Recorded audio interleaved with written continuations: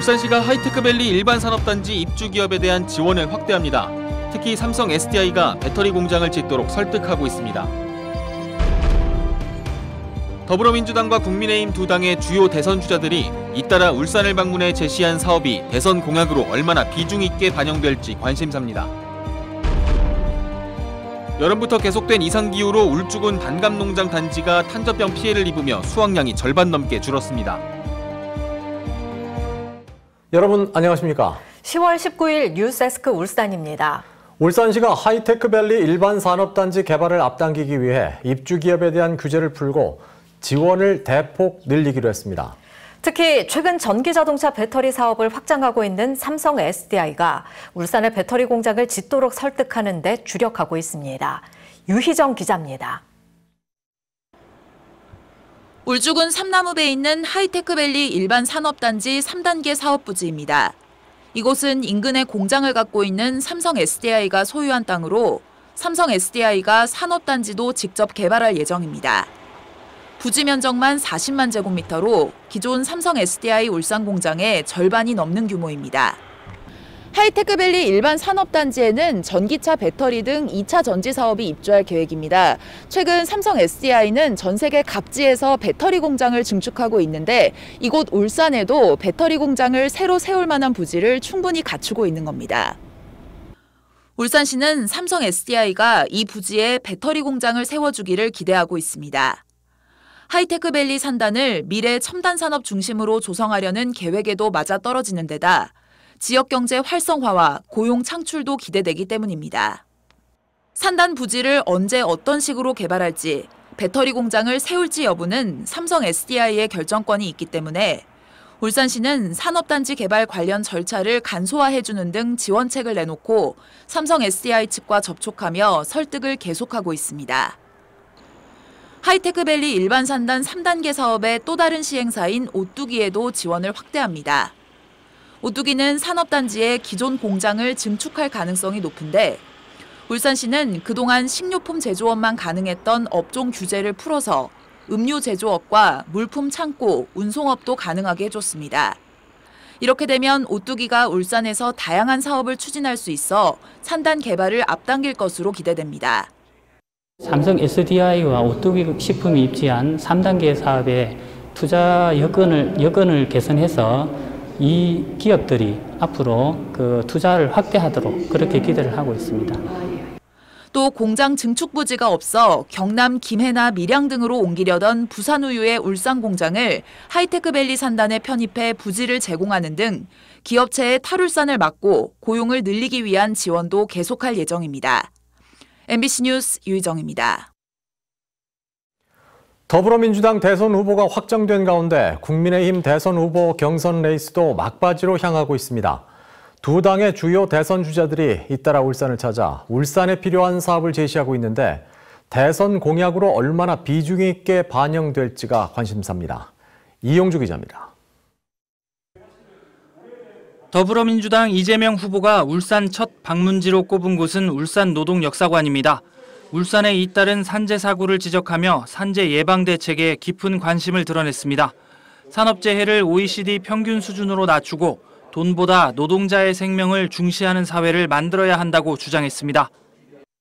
근로감독원 지휘하에 각 광역시도, 기초시군구 공무원들도 산업안전 위반 행위를 점검 단속할 수 있도록 근로감독권을 공유하는 것이 꼭 필요합니다.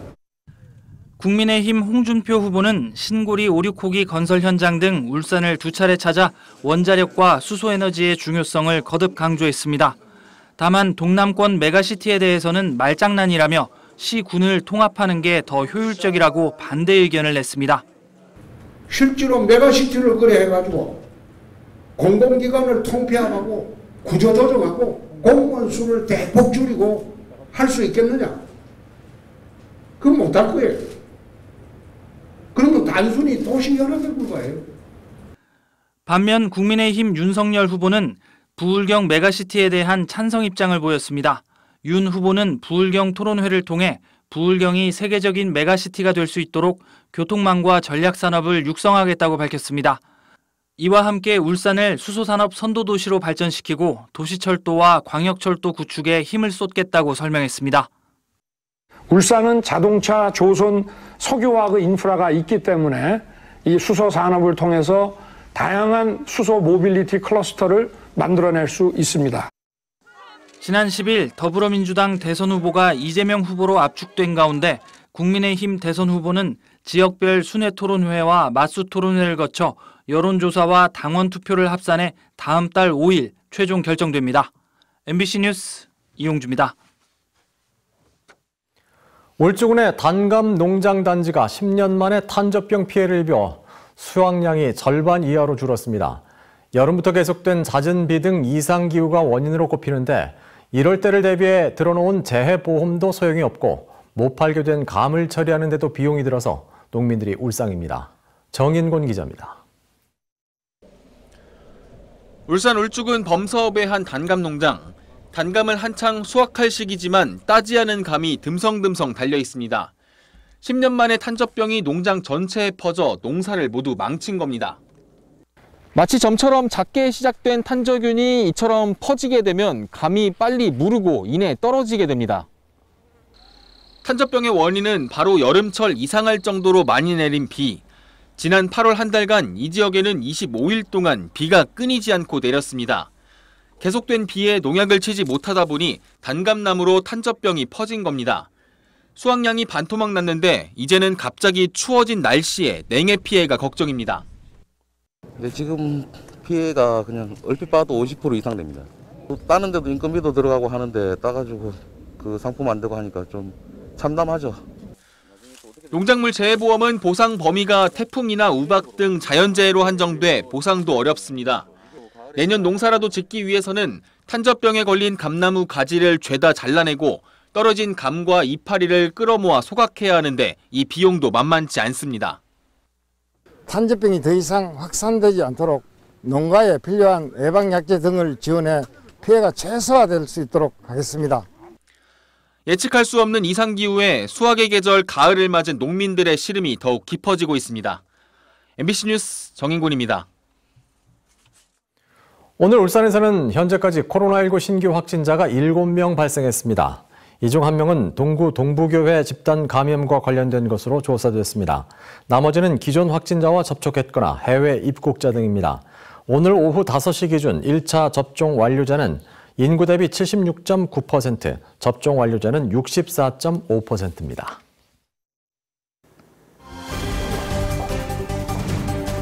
큐브 뉴스입니다. 최근 울산 지역 집값이 오르면서 은퇴자들의 노후 생활 수단 중에 하나인 주택연금의 해지 건수가 크게 늘고 있습니다. 김병욱 더불어민주당 의원이 받은 주택금융공사 자료를 보면 울산 지역 주택연금 해지 건수는 지난 2018년 8건, 2019년 10건에서 지난해에는 28건, 올해도 지난달까지 45건으로 늘었습니다. 이 같은 해지 건수가 늘어난 것은 가입자들이 연금 수령액보다 부동산 처분 가격이 높다고 판단하기 때문으로 나타났습니다. 코로나19 장기화로 울산에서는 생계형 자영업자가 증가하고 있습니다. 동남지방통계청 자료에 따르면 지난달 울산 취업자 56만 3천 명 가운데 자영업자는 9만 2천 명으로 16.3%를 차지했습니다. 지난해 9월과 비교해 자영업자가 3천 명이 늘었고 취업자에서 차지하는 비중도 0.6% 증가한 수치입니다. 이처럼 지난 1년 동안 울산 지역 자영업자가 늘긴 했지만 고용원이 없는 자영업자가 9천 명이 늘었고 종업원이 있는 자영업자는 4천 명 줄어든 것으로 분석됐습니다. 울산시에서는 올해 현재까지 오존주의보가 23회 발령돼 지난해보다 발령 건수가 다소 늘어났습니다. 월별로는 6월이 11건으로 가장 많았고 이례적으로 더운 날씨를 보였던 10월 초에도 오존주의보가 2차례 발령됐습니다. 울산시 보건환경연구원은 지구온난화 등으로 일사량이 늘어나면서 오존 농도가 증가하는 날이 많았던 것으로 분석했습니다. 국내 첫 스마트 전기 추진선 착공식이 오늘 동구 현대 미포조선에서 열렸습니다. 이 선박은 길이 89.2m에 너비 12.8m로 300명의 승객을 태우고 최대 16노트의 속력으로 항해가 가능하도록 설계됐습니다. 이 선박은 현대미포조선에서 건조돼 오는 2022년 10월 인도되며 울산 장승포에서 고래바다 여행선으로 활용될 예정입니다.